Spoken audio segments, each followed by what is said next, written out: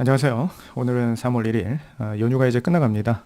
대한독립 만세, 그런 기념일인데, 제가 연휴가 가고 나면 다음 주가 좀 바쁠 것 같아서 연휴 때 그 정리할 종목들 좀 확인을 하다가 그 지난주에 제가 그 소개했던 그 젠큐릭스가 이제 거의 물량 매도가 끝나 보여서 제가 리뷰를 해보고자 합니다. 이 수익이 어느 정도인가 추정도 해보고,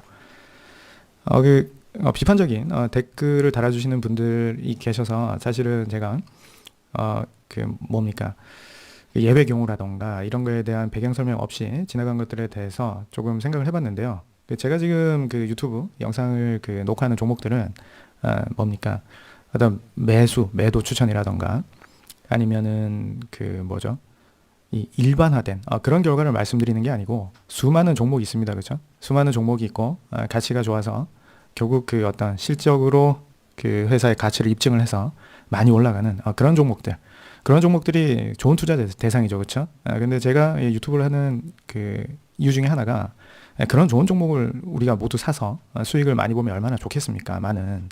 근데 시장에는 이렇게 안 좋은 뭔가 급등을 연출해서 개미 투자자들에게 고점에서 물량을 넘기는 그런 패턴들도 많이 관찰이 되기 때문에 우리가 이런 어떤 정형화된 어떤 패턴을 가진 것들을 알아두면 앞으로 투자에서 조심할 부분이 있지 않을까 해서 이렇게 분석을 해보는 겁니다. 오해는 하지 마세요. 그래서 젠큐릭스 같은 경우에도 제가 그 급등을 해서 3일 연속 상한가를 가서 이게 왜 상한가를 갔냐라고 봤더니 6회차 전환사채 물량이 있었다 그런 거죠. 자, 그럼 우리가 그 메자닌이라고 하는 전환사채나 교환사채 투자자가 존재하는 종목들의 우리가 추종 매매를 할 때는 제가 말씀드리는 거는 이런 고점에서 그분들이 그 매도하고 이제 엑시트를 하는 것으로 추정되는 강하게 추정이 되는 이런 종목들은 조심하시라. 한결같습니다. 조심하시라. 그래서 금요일에 매매 동향이 나왔는데 제가 금요일에 끝낼 수도 있을 것 같다 뭐 이런 말씀 드렸는데 거의 이제 물량이 매도가 됐어요. 잠시만요. 자, 지금 보시는 것처럼 제가 첫 번째 영상을 녹화했던 날이 요때쯤이었던 것 같은데 그리고 그 마지막 날 기타금융이랑 기타법인에서 대략 40한 7, 8만 주 가량의 매도 물량이 쏟아졌거든요. 그래서 우리가 수량 뭔가 계산을 한번 해봐야 되는데 이렇게 HTS에 가면은 이렇게 누적해서 요거를 단가를 추정해 볼 수가 있습니다. 이렇게 이게 첫날 그 기타법인 매도가 나온 게 의미 있게 매도가 나온 게 뭐 1월 10일인데 12일부터 카운팅을 해야 되나? 1월 12일이 요때죠. 첫 번째로 여기 앞에서 거래가 붙었을 때 그러면 이제 그러면 요 한 1월 1일부터 조회를 해보겠습니다. 누적 수량을 그럼 1월 1일로 놓고 자 오늘까지 얼만큼 팔았냐라고 보면 여기 보이시죠? 기타법인 누적 매도가 120만 주, 기타금융 9만 6천 주가 나왔습니다. 그럼 이거를 더해 볼까요?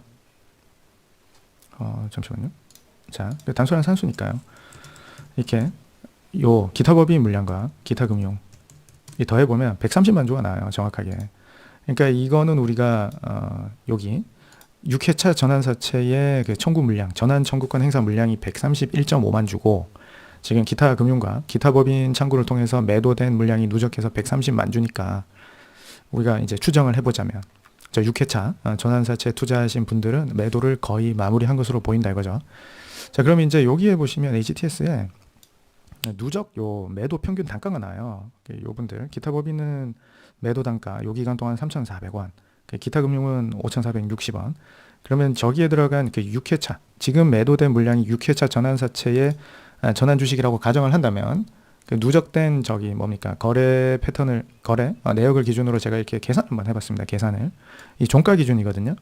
종가 기준이기 때문에 급등주에서는 실제로는 지금 제가 계산한 것보다는 매도 단가가 낮을 수 있어요. 그래서 제가 혹시나 해서 HTS의 결과가 다를까봐 한번 확인을 해봤습니다. 일일이 귀찮지만 종가 기준으로 확인을 했더니 제가 계산한 종가 기준 매도 평단이 3,422원이고요. HTS에서 나온 게 매도 평단이 이렇게 아까 계산이 됐었죠. 요거랑 비슷하게. 요거 시점 때문에 요게 누적된 시점을 기간을 설정할 때 차이가 나서 요런 건데 대충 비슷합니다. 그렇게 해서 결국 계산을 해보면 전환가액 1,520원 기준으로 해서 전체 물량의 매도 평균 단가가 3,600원 정도가 돼요. 그럼 이 전환사채 발행이 23년인가 되었기 때문에 23년 12월 26일 그 평균 투자 기간을 2.17년으로 잡고 제가 누적 수익률을 계산해 보니까 139%가 나옵니다. 그럼 이 종목 또한 복리 수익이 49%. 기가 막히죠? 그러니까 지금 우리가 보는 저 5,860원이라는 숫자는 바닥 기준으로 생각을 하면은 1,500원이 거의 4배 된 거잖아요. 그럼 우리가 흔히 봤을 때 저기 뭔가 투자한 전환사채 투자자들이 4배 먹은 거 아니냐라고 오해할 수 있는데 그게 그렇지 않습니다. 맨 위에서 다 물량을 매도할 수 없기 때문에 저분들 입장에서도 주가가 오르면서 순차적으로 분할 매도를 하는 거죠. 이거는 명백하게 한 달 정도 걸린 거 아닙니까? 다시 한번 이거 보시면 주가 상승이 이렇게 나오니까 순차적으로 팔다가 주가가 급등을 했을 때 최대한의 많은 물량을 시장에서 매도를 한 거죠. 자, 그러면 이 종목이 다음 주에 얼마나 올라갈지 우리는 지금으로서는 알 수가 있어요, 없어요? 없죠. 없는데 메이저 투자자가 엑시트를 한 것으로 보이기 때문에 여기서 추격 매수는 당연히 안 되는 것이고, 혹시라도 보유하셨던 분들이라면 파티 또는 축제가 끝나가는 타이밍이다 라고 생각을 하시면 되겠습니다. 그리고 여기 보시면 거래량을 제가 저번에 말씀드릴 때, 그러면 우리가 메자닌 추종 매매를 할 때 저가에서 매수를 하면 언제쯤 파는 게 좋아요? 라고 이제 궁금할 수 있잖아요. 그럼 제가 어떻게 기준을 드렸죠? 유통 주식 총수만큼의 거래가 발생하기 시작하면 기계적으로 매도를 합니다. 저는 그렇게 말씀드렸잖아요.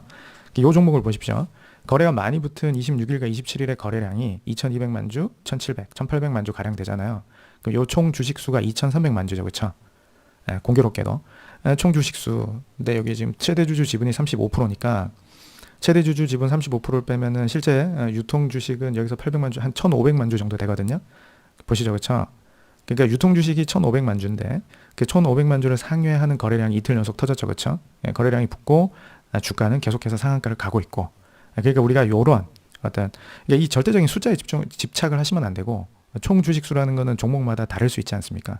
그러니까 요런 어떤 비율인 거죠. 비율적으로 얼추 그냥 대충 이 정도가 나오면은 거대한 오버행 물량들이 쏟아질 수 있다. 그러면 우리는 현금을 회수를 해야 된다. 이런 걸 한번 또 확인시켜주는. 아무튼 이게 우연이 아니라 계속해서 어떤 메자닌이나 뭐 유상증자라든가 이런 물량들의 수익률이 지금 제가 몇 번 보여드렸지만 뭐 한 40%, 50% 또는 30% 이 정도 수준에 있다는 것만 아시면 실제 이 차트상에서 형성된 급등한 저 가격이 몇 배 올랐다. 그러니까 누구는 4배나 먹었는데 나는 뭐 이거밖에 못 먹었냐, 이렇게 생각하실 필요가 없다는 겁니다. 실제로 저게 4배가 올랐지만 뭐죠? 복리수익 생각하면 저분들은 2년 넘게 기다린 거잖아요. 그러니까 우리가 이런 것들을 단기적으로 들어가서 뭐 보름 만에 차트만 본다면 보름 만에 우리가 4배 먹을 수 있는 거 아니냐라고 생각하실 수도 있지만 그거는 안 되는 거고요. 어쩌다가 하나는 맞출 수도 있겠죠. 어쩌다가 이렇게 분석을 했는데 이건 이 타이밍인데 라고 해서 맞출 수는 있는데, 보통 시세라는 건 우리가 알 수 있어요? 없어요? 모릅니다. 오늘 내일 시세를 어떻게 압니까? 모르기 때문에, 그래서 이제 우리가 막 공부를 많이 했던 종목이 어느 날 갑자기 상한가를 가게 되면 역시나 올랐네 해서 막 뭔가 충동 구매를 할 가능성이 있단 말이죠. 그렇게 하시면 안 되겠습니다. 그럼 오늘은 여기서 마치도록 하겠습니다. 수고하셨습니다.